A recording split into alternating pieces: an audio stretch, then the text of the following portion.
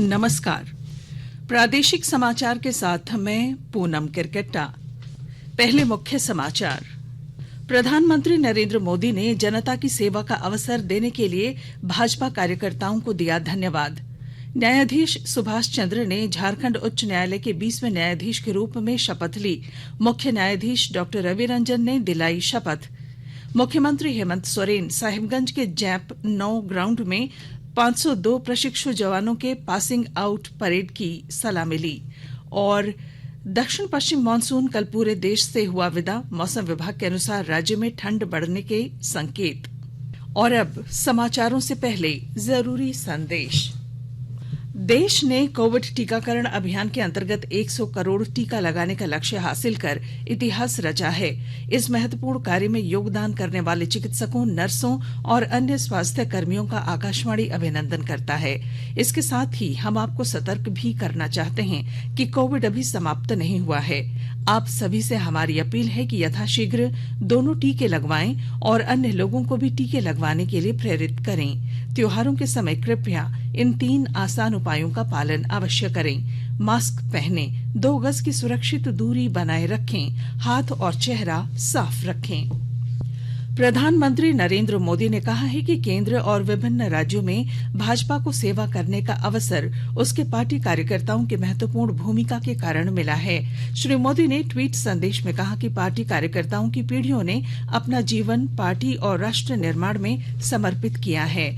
उन्होंने कहा कि नमो ऐप में कमल पुष्प नाम से बहुत ही रोचक श्रेणी है, जिसमें जनसंघ के समय से लेकर वर्तमान तक पार्टी के प्रेरक कार्यकर्ताओं के बारे में जानकारी प्राप्त की जा सकती है, जिन्होंने पार्टी विचारधारा के प्रचार प्रसार में कड़ी मेहनत की। उन्होंने लोगों से इस श्रेणी में योगदान करने और इसे समृद्ध करने का आह्वान किया।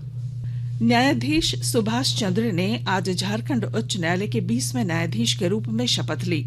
मुख्य न्यायाधीश डॉ रवि रंजन ने उन्हें शपथ दिलाई। न्यायाधीश श्री चंद्र इससे पहले इलाहाबाद उच्च न्यायालय में पदस्थापित थे। 11 अक्टूबर को राष्ट्रपति ने उनके इलाहाबाद हाईकोर्ट से झारखंड उच्च न्यायालय में तबादले की अधिसूचना जारी की थी। इसके साथ ही झारखंड उच्च न्यायालय में न्यायाधीशों की संख्या बढ़कर 20 हो गई है, जबकि स्वीकृत 25 पदों में से 5 पद अभी भी रिक्त हैं।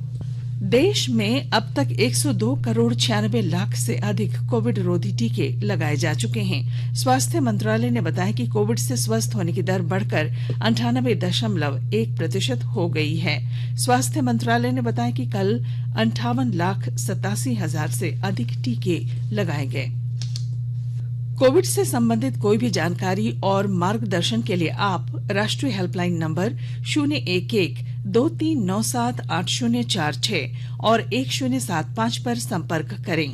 इसके अलावा राज्य हेल्पलाइन नंबर 104 डायल कर समस्या का त्वरित समाधान लिया जा सकता है।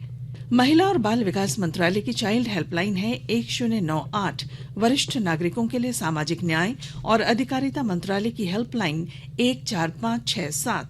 मनोवैज्ञानिक सहायता के लिए राष्ट्रीय मानसिक स्वास्थ्य और तंत्रिका विज्ञान संस्थान निम्हांस का नंबर है 080461100007। आयुष कोविड परामर्श हेल्पलाइन नंबर है 14443 और 90131515। MyGov WhatsApp help desk number पर व्हाट्सएप मैसेज भेजकर टीके का प्रमाण पत्र यथाशीघ्र डाउनलोड किया जा सकता है। झारखंड और राज्य के बाहर मान्यता प्राप्त बीएड कॉलेजों में शैक्षणिक सत्र 2020-22 के लिए 2021 में नामांकन लेने वाले विद्यार्थियों को छात्रवृत्ति के लिए आवेदन देने की तारीख बढ़ा दी गई है। कल्याण विभाग ने ई कल्याण पोर्टल पर अनुसूचित जनजाति, अनुसूचित जाति, अल्पसंख्यक तथा पिछड़ा वर्ग के विद्यार्थियों के लिए ऑनलाइन आवेदन की तिथि बढ़ाकर 20 नवंबर और सत्यापन की तिथि बढ़ाकर 30 नवंबर तक कर दी है। अलकतरा घोटाले में प्रवर्तन निदेशालय ईडी ने बड़ी कार्रवाई करते हुए कंपनी के निदेशक की रामगढ़ जिले के चितरपुर स्थित 71 डिसमिल जमीन अटैच कर ली है। अलकतरा घोटाले का ये मामला 6 करोड़ 88 लाख रुपए का है। ईडी ने सीबीआई की रांची स्थित भ्रष्टाचार निरोधक ब्यूरो एसीबी में दर्ज 4 प्राथमिकी में चार्जशीट के आधार पर मनी लॉन्ड्रिंग एक्ट के तहत ये केस दर्ज किया था। विभागीय इंजीनियर की मिलीभगत से आरोपितों ने कुल 6 करोड़ 88 लाख रुपए का घोटाला किया और अवैध संपत्ति बनाई। उच्च एवं तकनीकी शिक्षा विभाग की ओर से संचालित इंजीनियरिंग संस्थान बीआईटी सिंदरी को लंबे समय के बाद 5 विभागों में 24 सहायक प्राध्यापक मिले हैं। इस संबंध में झारखंड लोक सेवा आयोग ने अगले 4 वर्षों बाद 5 विभागों में सहायक अध्यापकों के पद पर नियुक्ति की अनुशंसा विभाग को भेज दी है। 5 विभागों में कुल 24 पदों पर नियुक्ति की अनुशंसा साक्षात्कार के आधार पर की गई है। आयोग ने कल परीक्षा परिणाम जारी किए। राज्य में संविदा पर बहाल हुए सहायक प्रोफेसर की नियुक्ति मामले में कल झारखंड हाईकोर्ट में हुई सुनवाई पर कड़ी टिप्पणी करते हुए जस्टिस डॉक्टर एसएन पाठक की अदालत ने कहा कि राज्य को बने 20 साल हो गए, लेकिन अभी भी राज्य के महत्वपूर्ण पदों पर संविदा के जरिए ही बहाली हो रही है। यह सुप्रीम कोर्ट और हाई कोर्ट के विभिन्न आदेशों के खिलाफ है। अदालत ने राज्य सरकार से और झारखंड के सभी विश्वविद्यालयों को प्रतिवादी बनाते हुए सृजित पदों की विस्तृत जानकारी 15 दिसंबर तक अदालत को उपलब्ध कराने का निर्देश दिया। आकाशवाणी के ताजा तरीन समाचारों के लिए आप हमारी वेबसाइट newsonair.com पर लॉग ऑन कर सकते हैं। ताजा समाचार Twitter handle @AIR News Alerts और Facebook page all India radio news पर भी उपलब्ध है। आप प्रादेशिक समाचार एकांश के ट्विटर हैंडल @AIR News _ और फेसबुक, इंस्टाग्राम पेज तथा YouTube channel AIR News Ranchi पर भी हमारे बुलेटिन सुन सकते हैं। प्रादेशिक समाचार आप आकाशवाणी रांची से सुन रहे हैं और अब पेश हैं कोरोना से बचाव के कुछ संदेश।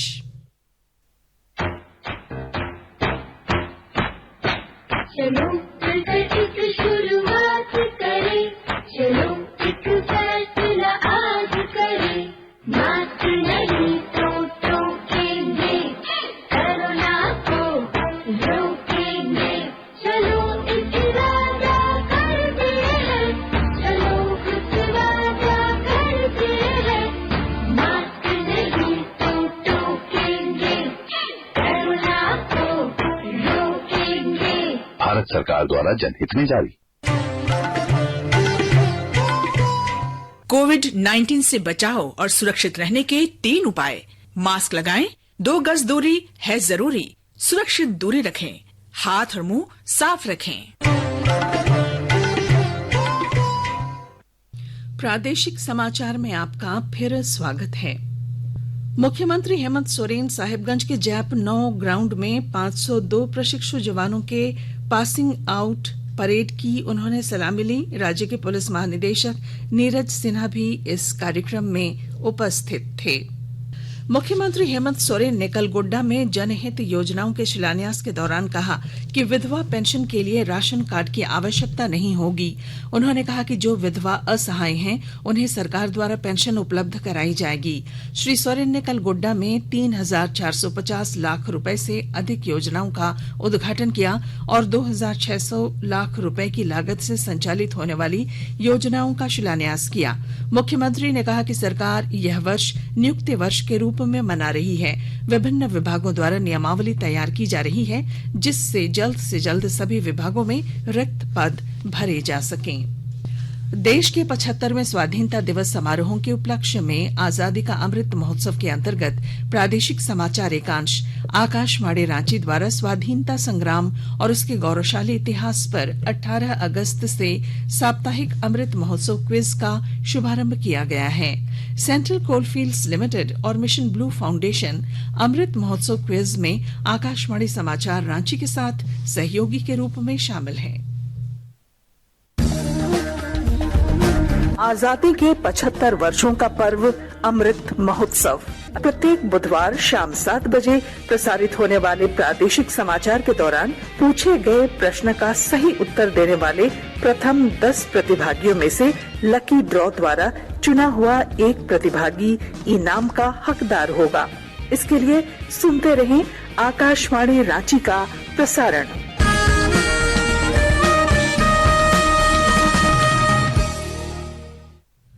केंद्रीय सतर्कता आयुक्त सुरेश पटेल ने आज सतर्कता आयोग के अधिकारियों और कर्मचारियों को सत्यनिष्ठा की शपथ दिलाई। आयोग आज से सतर्कता जागरूकता सप्ताह मना रहा है। श्री पटेल ने शपथ दिलाते हुए कहा कि सरकारी कर्मचारियों, नागरिकों और निजी क्षेत्र के सभी हितधारकों को भ्रष्टाचार समाप्त करने के लिए मिलकर काम करना होगा। उन्होंने कहा कि हर नागरिक को सतर्क रहना चाहिए और हमेशा ईमानदार रहकर भ्रष्टाचार की लड़ाई में सहयोग करना चाहिए। सतर्कता जागरूकता सप्ताह का विषय है स्वतंत्र भारत के 75 वर्ष सत्यनिष्ठा के साथ आत्मनिर्भरता। पूर्व मध्य रेलवे ने पलामू से पटना और बरकाकाना जाने वाली 3 एक्सप्रेस ट्रेनों में 3-3 अनारक्षित कोच की व्यवस्था आज से शुरू कर दी है। अब इन कोचों में यात्री जनरल टिकट पर यात्रा कर सकते हैं। और जानकारी दे रहे हैं हमारे संवाददाता। पूर्व मध्य रेलवे ने पटना बड़काकाना, पटना पलामू एक्सप्रेस व पटना सिंगरौली पटना एक्सप्रेस के 3-3 कोच को अनारक्षित कर दिया है। अब इन कोच में यात्रा करने के लिए यात्रियों को टिकट आरक्षित कराने की जरूरत नहीं पड़ेगी और न ही अतिरिक्त शुल्क देना होगा। दोनों ट्रेन के 3-3 बोगी के अनारक्षित हो जाने से दीपावली, छठ में बाहर से आने वाले लोगों को सहूलियत होगी और उनको अनारक्षित टिकट घर से मिल पाएगा। वाणिज्य यातायात निरीक्षक ने बताया कि पटना बड़काकाना पटना पलामू एक्सप्रेस में साधारण श्रेणी के कोचों की कुल संख्या 4 है। उन्होंने बताया कि अनारक्षित कोच में यात्रा करने के लिए डाल्टनगंज से गढ़वा रोड के लिए 30 रुपए, जपला के लिए 50 रुपए, डेहरी ऑन सोन के लिए 60 रुपए देने होंगे। जसप्रीत सिंह, आकाशवाणी समाचार, पलामू। धनबाद से पटना जाने वाली गंगा दामोदर एक्सप्रेस, धनबाद पटना इंटरसिटी और धनबाद डेहरी ऑन सोन इंटरसिटी समेत कुल 26 ट्रेनों में आज से पहले की तरह जनरल टिकट पर यात्रा की जा सकती है। गंगा दामोदर समेत 12 जोड़ी ट्रेनों में 26 अक्टूबर से और धनबाद पटना इंटरसिटी एक्सप्रेस में 27 अक्टूबर से जनरल टिकट की व्यवस्था प्रभावी हो जाएगी। यात्रियों की सुविधा के लिए 3 से 4 कोच में ये सुविधा शुरू की गई है। रक्षा मंत्री राजनाथ सिंह ने कहा है कि पिछले 5 वर्षों में देश के रक्षा निर्यात में 334% की वृद्धि हुई है और अब भारत 75 से अधिक देशों में निर्यात कर रहा है। उन्होंने कहा कि भारत अब दूसरे देशों की रक्षा जरूरतें पूरी करने में सक्षम है। श्री राजनाथ सिंह ने कहा कि सरकार रक्षा आधुनिकीकरण और क्षमता विकास के लिए प्रतिबद्ध है। राज्य के एकमात्र सरकारी राजकीय होम्योपैथिक कॉलेज गोड्डा के प्रोफेसरों और विद्यार्थियों ने मुख्यमंत्री हेमंत सोरेन से आग्रह किया है कि राज्य में जल्द होम्योपैथिक बोर्ड का गठन किया जाए। कॉलेज के विद्यार्थियों ने मुख्यमंत्री से अनुरोध किया कि होम्योपैथिक इंटर्नशिप स्टूडेंट्स को भी बहाली में शामिल करने का मौका दिया जाए। साथ ही MBBS के समान BHMS पास डॉक्टरों को भी समान वेतन दिया जाए। सिमडेगा में चल रहे 11वें राष्ट्रीय जूनियर महिला हॉकी टूर्नामेंट के पहले क्वार्टर फाइनल मैच में झारखंड ने पंजाब को 6-2 से हराकर सेमीफाइनल में प्रवेश कर लिया है। वहीं दूसरे मुकाबले में हरियाणा की टीम ने ओडिशा को 5-3 गोल से हराया।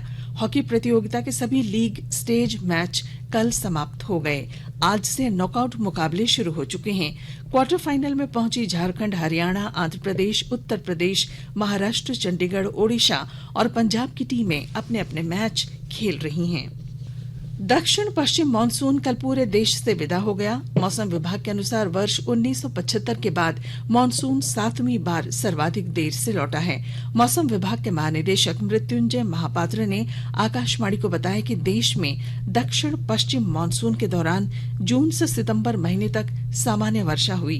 इधर झारखंड में राजधानी रांची समेत आसपास के इलाकों में सुबह और शाम ठंड में इजाफा हुआ है। मौसम विभाग के वैज्ञानिक डॉक्टर अभिषेक आनंद के अनुसार राज्य में दिवाली से ठंड में वृद्धि होने की संभावना है। राज्य में अगले कुछ दिनों तक मौसम शुष्क रहेगा और न्यूनतम तापमान में गिरावट दर्ज की जा सकती है। और अब अंत में मुख्य समाचार। प्रधानमंत्री नरेंद्र मोदी ने जनता की सेवा का अवसर देने के लिए भाजपा कार्यकर्ताओं को दिया धन्यवाद।